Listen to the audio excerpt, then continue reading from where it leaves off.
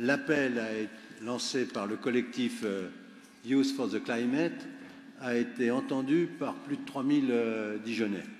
Le vendredi 22 mars, j'ai reçu 4 lycéens à l'origine de l'appel de Dijon pour échanger avec eux. L'échange a été constructif et à l'issue de cette rencontre, j'ai proposé aux jeunes de s'exprimer au début du conseil municipal, ici, devant vous, hors ordre du jour traditionnel du conseil municipal. Et je vais appeler les jeunes pour que vous puissiez les entendre.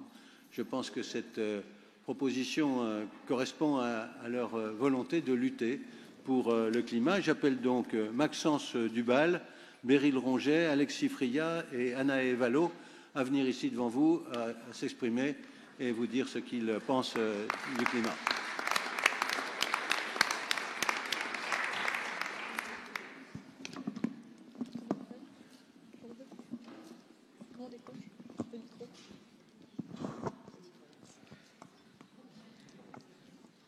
Bonsoir. Chaque génération, sans doute, se croit vouée à refaire le monde. La mienne sait pourtant qu'elle ne le refera pas. Mais sa tâche est peut-être plus grande. Elle consiste à empêcher que le monde se défasse. Albert Camus. Un demi-siècle plus tard, cette citation prend tout son sens. Notre tâche, votre tâche, mesdames et messieurs les élus municipaux, doit être plus grande encore que refaire le monde. Nous devons empêcher notre inaction de prendre la vie de jeunes, de vos enfants, petits-enfants, de votre descendance. Aujourd'hui, nous pouvons dire que nous avons perdu un tiers des oiseaux en 15 ans, 75% des insectes en 30 ans et 95% de la vie de nos sols en 60 ans. Je sais que ces chiffres parlent peu, car aujourd'hui encore, nous avons des insectes dans nos jardins. Mais il est temps de voir les choses en face. Sans ces insectes, sans toute notre biodiversité, nos cultures vont s'effondrer. Et comme la Chine, nous en viendrons à la pollinisation manuelle des champs. Pensez-vous que cette pratique est un constat de progrès ou de régression? Le taux de disparition des espèces est 1000 fois supérieur à la normale. Nous sommes conscients que les extinctions de masse ont toujours eu lieu. Mais les dernières espèces entrées en voie d'extinction y sont entrées à cause de nous, de notre modèle économique et agricole. Ouvrez les yeux et regardez le monde en face. Nous ne pouvons plus détourner le regard. Ouvrez les yeux. La prochaine espèce sur la liste, c'est la nôtre. Quel est le sens de la vie d'hommes et de femmes qui travaillent toute leur vie, détruisant notre planète, anéantissant l'avenir de vos enfants, petits-enfants, pour un gain de confort à court terme? Mais vous ne serez plus là pour voir les conséquences de votre politique. Mais nous, lycéens, collégiens, étudiants, allons subir les conséquences d'un monde dévasté par des dizaines d'années d'avidité, de consommation, de capitalisme poussé à son paroxysme et de révolte. Nos protestations n'auront rien changé à tout cela si votre politique n'est pas prête à mettre en œuvre des mesures écologiques fortes. Le temps des égoïsmes est révolu. Nous ne pouvons plus tolérer que certains pays européens continuent à exploiter et utiliser le charbon comme énergie première. Nous ne pouvons plus tolérer que certains pays reviennent sur leurs engagements en matière de pesticides. Nous ne pouvons plus tolérer une politique des petits pas. Nous ne pouvons plus tolérer qu'un ministre nous félicite de faire grève pour pousser les gouvernements à agir. Ce n'est pas notre rôle. Il est temps d'agir autour de vous, car les changements viennent de vous. La population a déjà adapté tellement de choses dans son quotidien pour lutter contre le dérèglement climatique. À vous maintenant de suivre par des décisions politiques fortes. Notre maison brûle et nous regardons ailleurs. Cessez de contempler, agissez. Faites mentir cette phrase malheureusement encore juste 16 années après qu'elle ait été prononcée. Prenez conscience que votre inaction, le fait de toujours repousser à plus tard les décisions, nous prive en ce moment de notre futur. Greta Thunberg disait très justement « Pourquoi devrions-nous étudier pour un avenir qui pourrait bientôt ne plus exister, alors que personne ne fait rien pour sauver cet avenir ?» Le mouvement You for Climate n'est pas seulement français, pas seulement européen, mais mondial.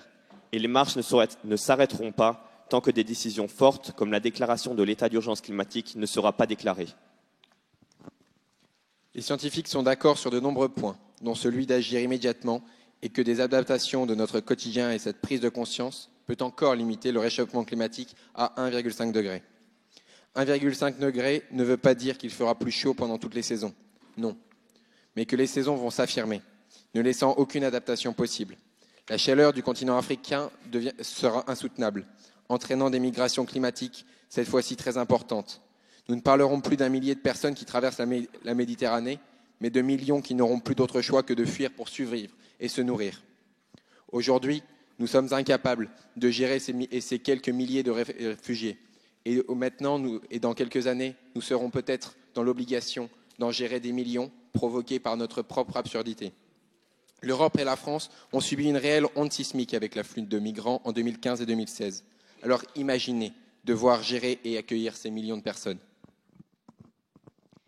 Il y a 48 ans précisément, en 1971, les scientifiques alertèrent pour la première fois. Ils n'étaient pas conscients que leur combat contre le réchauffement climatique serait poursuivi et plus que jamais d'actualité 50 ans après. Pendant ces 50 années, l'avidité a gagné sur la biodiversité. Mais aujourd'hui, une nouvelle génération consciente et soucieuse de son avenir s'est levée et demande un changement radical. Partout autour de la planète, de nombreux jeunes, ou moins jeunes, réfléchissent à leur avenir et chaque jour agissent. Les solutions sont là et nous pouvons les appliquer.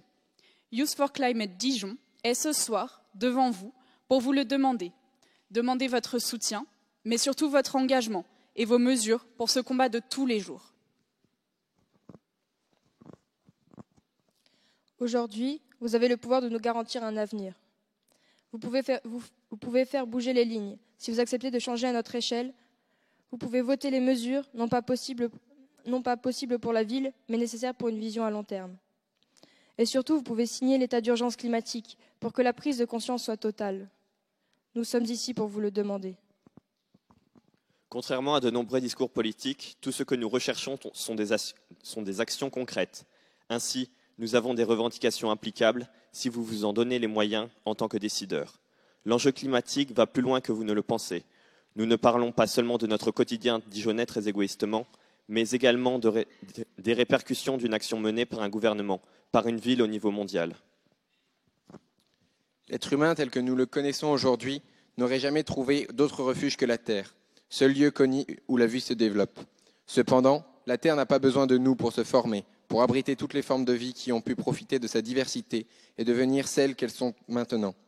Ainsi, nous demandons à ce que notre passage soit insignifiant et ne détruise pas la possibilité de toute forme de vie, suite à nos actions polluantes et aux changements que les différents gouvernements sont si réticents à entreprendre.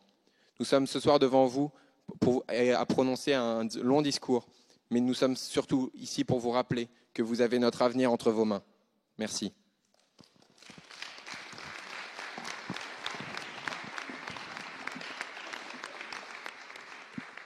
Si vous voulez bien nous laisser votre texte et vos propositions, enfin elles sont corrigées, il y a des annotations, vous me le passerez alors, hein, gardez vos annotations. Mais les propositions que vous m'avez présentées l'autre jour, vous nous les présenterez, vous nous adresserez et je ferai travailler le conseil municipal sur ces propositions. Voilà, merci à vous.